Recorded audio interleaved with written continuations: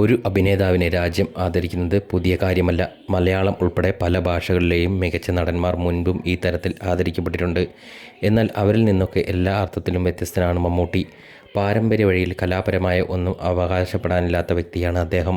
പഠനകാലത്ത് ചില്ലറ മിമിക്രിയും കുസൃതിത്തരങ്ങളുമൊക്കെ കടന്നു പോവുകയും പിന്നീട് നിയമവിദ്യാർത്ഥിയും അഭിഭാഷകനുമായി മാറിയപ്പോഴും മമ്മൂട്ടി അടുത്തു പരിചയമുള്ളവർക്കെല്ലാം അറിയാം.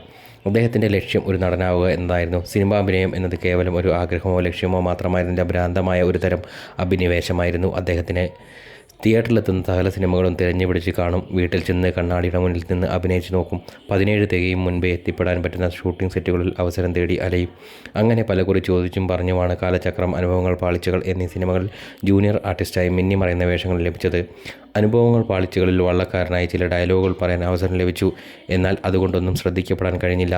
സിനിമയിൽ മുഖം കാണിച്ചു എന്ന് വെറുതെ പറയാമെന്ന് മാത്രം. പിൽക്കാലത്ത് ഒരു അഭിമുഖത്തിൽ മമ്മൂട്ടി പറഞ്ഞ വാചകമുണ്ട്: സിനിമയിൽ ആളുകൾ കണ്ടാൽ തിരിച്ചറിയുന്ന ഒരു നടനാവണം എന്നായിരുന്നു എൻ്റെ ഏറ്റവും വലിയ ആഗ്രഹം. അമിത സ്വപ്നങ്ങളൊന്നുമില്ല. പരമാവധി ഒരു വില്ലൻ്റെ സഹായിയോ മറ്റോ ആയി. അതിനായി നടത്തിയ ശ്രമങ്ങളിൽ പലതും എവിടെയും എത്താതെ പോയി. ശ്രീനിവാസൻ PA ബക്കറിൻ്റെ മണിമുഴക്കത്തിൽ നായകനായി അഭിനയിക്കുമ്പോൾ അന്ന് ഹോട്ടലിൽ ബക്കറിനെ കണ്ട് ചാൻസ് ചോദിക്കാൻ വന്നിട്ടുണ്ട് മമ്മൂട്ടി. അന്ന് അവസരം ലഭിച്ചതുമില്ല. അഭിഭാഷക സംഘടനയുടെ ഏതോ സമ്മേളനത്തിൽ പങ്കെടുക്കാൻ MT വാസുദേവൻ നായർ വന്നപ്പോൾ മമ്മൂട്ടി അദ്ദേഹത്തോട് അവസരം ചോദിച്ചു. പലകുറി വീട്ടിൽ പോയും MTയെ കണ്ടു. എവിടെയാണ് തൻ്റെ മരം പൂക്കുന്നത് എന്നറിയില്ലല്ലോ. MT ദേവലോകം എന്നൊരു പടം സംവിധാനം ചെയ്തപ്പോൾ പെട്ടെന്ന് സുമുഖനായ മുഹമ്മദ് കുട്ടി എന്ന യുവാവിനെ ഓർമ്മ വന്നു. അങ്ങനെ കണ്ടാലറിയുന്ന ഒരു വേഷത്തിൽ അതീവ സന്തോഷത്തോടെ മമ്മൂട്ടി അഭിനയിച്ചു തുടങ്ങിയെങ്കിലും ഫലം തദൈവ. ആ പടം പാതിവഴിയിൽ നിന്ന് പോയി. നിരാശനായി വക്കീൽ ജോലിയിലേക്ക് മടങ്ങിയ മമ്മൂട്ടിയുടെ മുഖം MTയുടെ ഓർമ്മയിലുണ്ടായിരുന്നു. അദ്ദേഹം തിരക്കഥ എഴുതിയ വിൽക്കാനുണ്ട് സ്വപ്നങ്ങൾ എന്ന സിനിമയുടെ ചർച്ച നടക്കുമ്പോൾ അതിലെ നിഷേധിയായ യുവാവിനെ വേഷത്തിലേക്ക് പെട്ടെന്ന് മമ്മൂട്ടി പരിഗണിക്കപ്പെട്ടു. അങ്ങനെ ഇതാദ്യമായി ആളുകൾ തിരിച്ചറിയുന്ന ഒരു റോളുകൾ മമ്മൂട്ടിയിൽ എത്തിപ്പെട്ടു.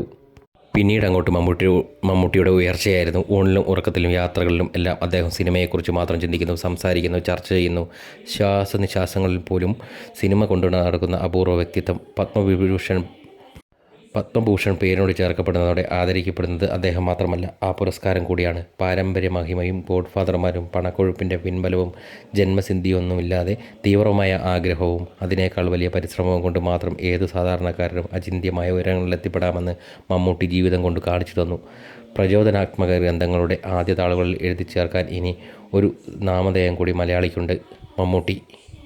മമ്മൂട്ടിക്ക് ഒരിക്കലും മടുക്കാത്ത ഒന്നാണ് അഭിനയം. നടന്മാർ പലതരം ലഹരികൾക്ക് അടിമകളാകുന്നതിനെക്കുറിച്ച് ചർച്ചകൾ പൊടിപൊടിക്കുമ്പോൾ മമ്മൂട്ടി ചിരിക്കും. അദ്ദേഹത്തിനറിയാം, അഭിനയത്തെക്കാൾ വീര്യം നൽകുന്ന ഒരു ലഹരിയും നാളിതുവരെ താൻ കണ്ടെത്തിയിട്ടില്ല എന്ന്. സമകാലികരായ താരങ്ങൾ സകല കലാവല്ലഭന്മാരാകാൻ ശ്രമിച്ചപ്പോൾ മറ്റു ചിലർ അധികാരത്തിൻ്റെ സുഖം തേടി അലഞ്ഞപ്പോഴും മമ്മൂട്ടിയുടെ ശ്രദ്ധ അഭിനയത്തിൽ മാത്രമായിരുന്നു.